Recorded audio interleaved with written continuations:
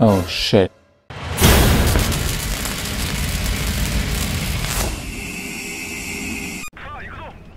Welcome back, tankers of Blitz Universe, to the channel. I'm martindogger and I'm giving you a review of the Shadow Warrior, the tank which is known in World of Tanks Blitz as the STB-1.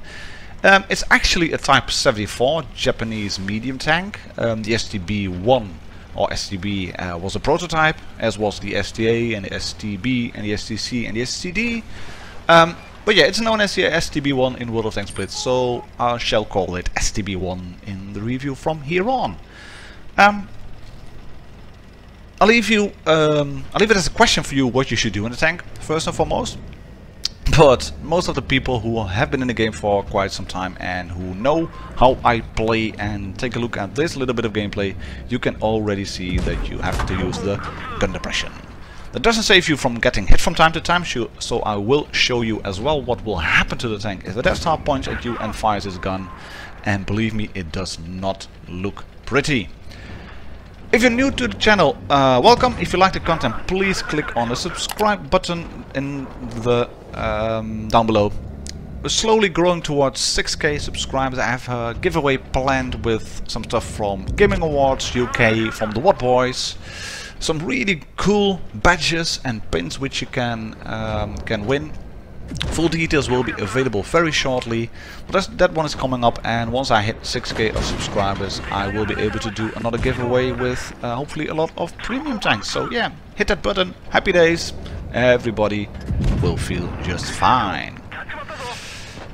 We managed to take out the WZ-120. I could see he was rushing in at me, so I decided to pop the adrenaline. He dropped a speed boost, which gave me a clear sign, right, he's going to try and rush me and use that 400 alpha gun.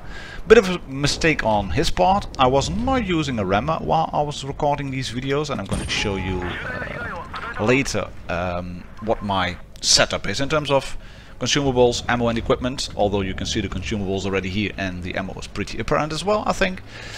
But yeah, I'm going to show you just that, all the equipment, because that was lacking from a few of the reviews I did earlier and it was requested, so happy to provide and help the subscribers out. Don't know where that shot went actually, bit annoying, and then there's another Death Star rolling in front of him, so yeah, I'll just shoot. I could have waited, but I wanted to get the shot off anyway. I can now kill the 53 health Death Star. There we go. And you can see I'm just holding the line here. There's no real need for me to move, except for now, because I wasn't quite sure where I would be able to shoot him. And I'm now taking a look at my left, and I'm seeing that we are a bit in hit point distress. So clear out this tank, then rotate back to the other flank.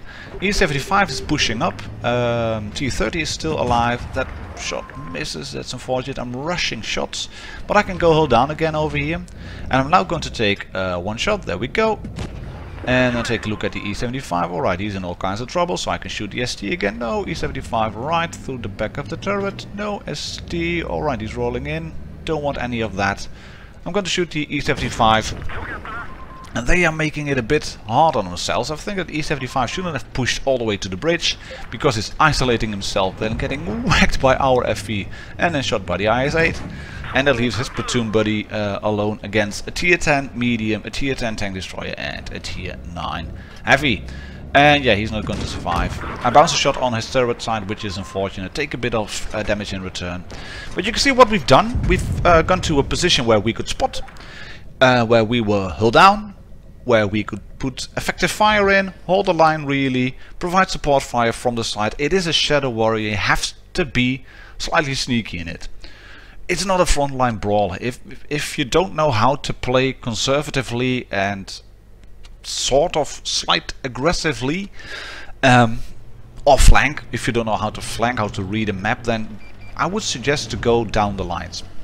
I'll get to that later, elaborate a bit more. First, this little clip which I decided to include, because there are two tanks on the red team who are doing the exact opposite of what you should do in tanks like this. And there's a quick snapshot from me on the Jagdpanzer E100. I can do that because I have the gun depression.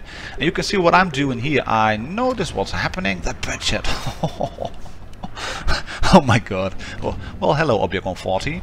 I can go hold down. Yes, I dunked a shot into the ground, and then the Badget comes screaming in. Shoots me once, gets shot by the Object on 40, and I can shoot him. Why? Just why? Why would you do that? I mean, he has a magazine. He can put 3 shells into me, and there's the predecessor Type 61. I have that one on the channel as well in the review. Link in the description below, and by clicking on the icon in the top right, and you can see this is what I can do. I can poke over, shoot the Object on 40, roll down into hold down position, shoot him again in the drive wheel. He fires on our Object on 40 probably. And that was basically game, set and match. I got whacked in the back by a Death Star. Because you can see the armor profile is pretty pants, really. Front, it's like most of the tier 10 mediums. Weak spots everywhere. Sides will go through with basically everything that shoots at you. And the back, let's not even mention that. It's hashable. That's what I'm going to say. It's hashable. But yeah, even a Leopard 1, which has quite a good gun, really, will have problems against an STB-1, which is well and truly hull down and who knows what to do and really hide the weak spots. You can see there are weak spots on the left and the right hand side cheeks of the hull. Even if you are in a side scraping position, the sides will bounce shots, you will eat them with your tracks, but you will get shot in the cheeks on the hull. And the cheeks on the turret, those are weak spots as well, and of course the obvious cupola on top. But you can also see, I've switched to the Jagdpanzer E100 now, that AP shell for an average of 800 damage will bounce. And an AP shell from the FV will bounce as well. It will go through the cupola, it will go through with hash, which can hurt really bad. The cheap hash won't go through, but the big hash definitely will. And you can see the hull completely hashable. Even angled, it will go through. But on the turret top, yeah, minimal damage 484. I wouldn't want to sit in front of that, but yeah, it is a strong turret. A small word of advice and caution on the modules. Very big ammo rack in the front, ammo rack in the back of the turret, and these are the fuel tanks, so you will get set on fire if you get hit in the back, because they are above the tracks, not behind the tracks, above the tracks. But yeah, there it is, the STB, and yeah, this one I wanted to show that as well, that those are the little guards, the front lights actually, that shield those cheeks on the hull, but there's still a hitbox behind it. You will get penned in that side. Right then, well, how does the STB-1 compare to the other tanks? The DPM is not the best, it's in the middle of the pack. Hit points, not the best, but you can already see that you have a better view range. If you use the calibrated shells, you boost your armor penetration to 257. And you have a fairly solid turret also in terms of gun handling. And the best thing about it is, like I said, the maximum gun depression. 10 degrees, it doesn't get any better than that at tier 10 for tier 10 mediums. So you will have to use that. And if you then use the view range as well and add optics and add both of the foods, the rations, just look at that. That's a pretty good view range. So it is a rich fighter, it is a shadow warrior, it is a tank that has to be in the background, a supporter really. And Blitzhanger actually give you tactics as well for tanks. I don't always agree with what they say, but it's a good thing to look at it. They suggest to do Peekaboo as the main one really, but I think long range sniping can work pretty good as well. Frontline, no, not really. And a 1 versus 1 brawl, I wouldn't do it, because you don't have the hit points to survive long enough against an Object 140, for example. Right, in terms of consumables, the usual repair, multi-repair and adrenaline. I was running it with improved fuel and actually the small fuel as well, which I didn't really notice until I was getting footage for the review. Here's my ammo loadout, 30, 15 and 5, not really fancy. And in terms of equipment, this is what I'm running. Calibrated shells, improved modules and improved optics. We have on the second line Supercharge, the improved assembly for added hit points and improved control, because I want to have the tank really good in terms of mobility and turning around. And that's why I think I actually added 2 fuels instead of just 1, trying to figure out whether 2 fuels would help a would help really in acceleration. I think I should do another video on that. Comparison video, right. Onwards and upwards, 2 more games for you to show. This one is on MAYAN ruins. I have provided some previews on my social channels before on the STB-1 review, so do click on them as well. Do follow them on Instagram, Twitter or Facebook. Would love to engage in some banter and discussion about the game as well, so yeah, happy days. And the STB having that good gun depression and the view range. That's when I started thinking, right, what shall I do? Shall I go to the usual position at the sea cap, try to go in there? But I decided to go up over here, do some spotting, and you can see I'm not getting spotted. I do spot other tanks, but so far nobody's spotting me. I move up forward a bit because I noticed there were tanks behind me. I wanted to have some room to maneuver, and what I really wanted to do is spot this position. Any tanks moving up there trying to go into the ruins area. Hello FV. They will get shot by me, and they get hit for 612 by my friendly Object 268 as well, which is good, giving me some assistance damage points. There is a leopard rolling in. I think what was it? Oh, it was a pattern. I can track him in place and do some nice damage as well. Line up the tank, and I'm really just working around, not giving anything to my enemy tanks, to the red tanks to shoot me, and my teammates can do just fine. The leopard, I'm not sure what he was doing really. I get shot here by the Jagdtiger, but I'm not too sure what the leopard was doing. You can see he is attacking an IS-7, and well, yeah, that's a good thing. But I don't think the leopard is in the best position at the moment to attack the IS-7 from that angle. It's flat ground, it's in a built-up area, and he's calling for help a lot. It's getting help from our IS-7 in the beginning, but we are 1 tank down now, and Reds really want to have everybody in the middle. You can see the IS-7 is already taken out, but the Reds want to have us fighting really in the ruined area. I don't want that. I want to be on hilled ground. I want to be on high ground where I can make the enemy shoot me. They need to shoot on top. They need to shoot up so I can use the maximum angles and all. And here I can get finally the kill shot on the Jagdtiger. I've only got shot once. Quick little snapshot on the leopard. He's a 1-shot now, that's good. There are other tanks available, but the Object 268 gets taken out, which is unfortunate. And it's kind of in the way actually. I would love for people to die and then just sit and give me excellent cover instead of blocking my shots really.